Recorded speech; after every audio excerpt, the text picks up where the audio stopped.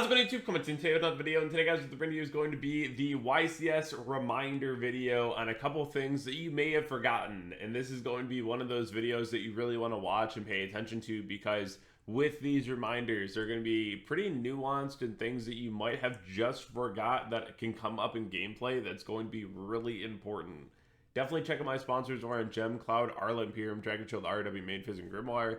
Definitely check out my METAFY as well for one-on-one coaching. And then if you want to subscribe to the channel, definitely go ahead and do so we can hit our goal at 30,000. Like the video. It really helps with the algorithm more than you know. I appreciate you all. Thank you so much.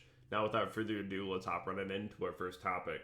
The first one here is going to be Liger Dancer. This card can only pop special summon monsters. They usually have Baguska, but still, this can matter a lot depending on what you can stick to the board. So this is something that may not come up all the time in many cases, but I know that a lot of times it's like normal summon Ray goes to defense because of Baguska, and then you like hamp one of the Liger Dancers. You still gotta deal with the other one. That's why I play Lava Golem, right? Because hamp doesn't really solve the issue.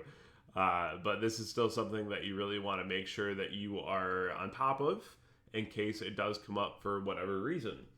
The next one here is going to be Striker Ace 0. Now, I can't even tell you the amount of people that I talk to, and they're like, yeah, I don't really know if you should like Vader or Imperium 0 when it goes to search, because they can just tag out. Friends, this card is only one effect per turn. This card would be broken way more than it's already broken somehow if that was the case, where you could just like tag out, right? That'd be nuts. But this card is only one effect per turn. Make sure that you know this. It's extremely important. The next one here is going to be a Torimar.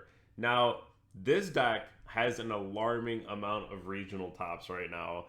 Very annoying. I hate this deck with a passion. It's really awful to play against. But it's still something that even matchups where you deem them awful to play against, you gotta know what they do and you gotta know exactly what's going on, because if you don't, you're gonna have a horrendous time. So, during your turn, so the player who summoned this, when your opponent activates a card or effect, you can go ahead and negate that. During your turn. It's not during your opponent's turn, during your turn. So make sure that you remember this, because it is very important. The next one is going to be RS. So during the main phase only, for example, if you want to go like normal summon Ray, call battle, and then Ray tag out into Kagari or into 0 in the battle phase, they can't RS you, right? So that's something that's also extremely important. Also, if you want to do something in like draw or standby, they still can't RS you. It's only during the main phase, friends. Now, I don't know if anyone saw this yesterday, but Fallen White Dragon peaked over $100 yesterday morning. It was like 110. This card locks you when you summon it from hand into level 8 fusion and synchro monsters. This is extremely important, and you need to know this, because this is something that I've already seen a couple times where I'm like, listen, you gotta remember this is how this card works. You know, and that's something that this card is going to be extremely popular this weekend. So make sure that you always pay attention to this and this. KTS does lock you into only tuners. You cannot special summon for the rest of the turn after this card resolves except tuners. So they can't gamma you, they can't delta you, because of the fact that if they do, they can't summon the driver, right? If they wanted to like Nibiru, they can't do that either.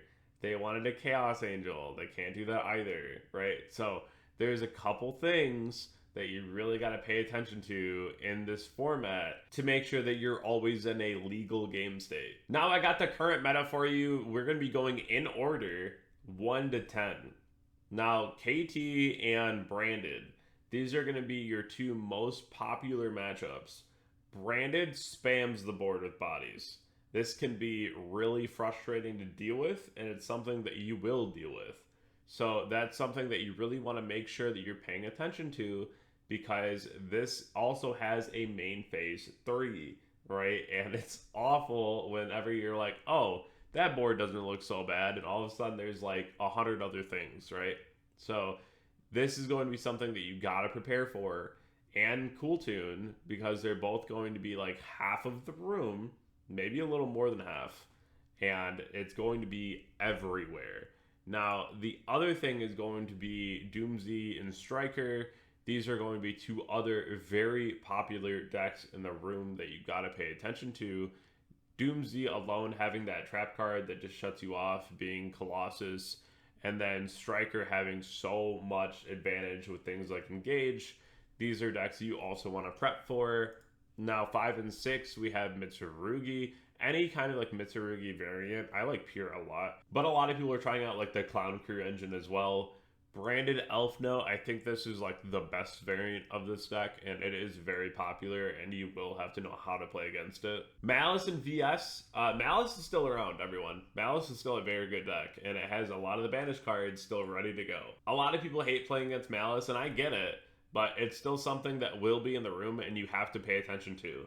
The other one being Vanquish Soul. They only lost one copy of Noroi in the deck, because people only played one copy of Noroi.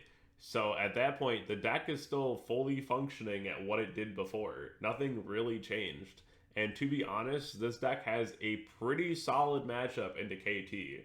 The amount of advantage that it gets, it already plays open-handed. You don't care if they see your hand for the most part, because like, they were gonna see your hand anyways, right? You're revealing everything.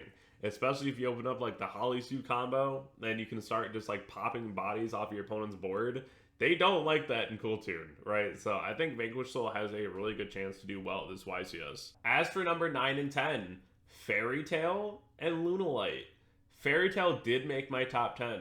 This is a deck that if you go to the YCS and you don't know what this deck does, you're going to be in trouble.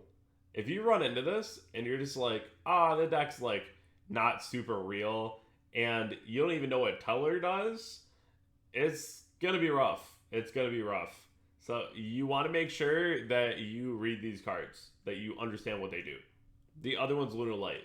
Make sure you have something to outliger. It will be at the YCS. If you haven't already checked my Twitter, Twitch, Discord, Instagram, subscribe to the channel, definitely go and do so. And I'll catch you all in the next one. Thank you.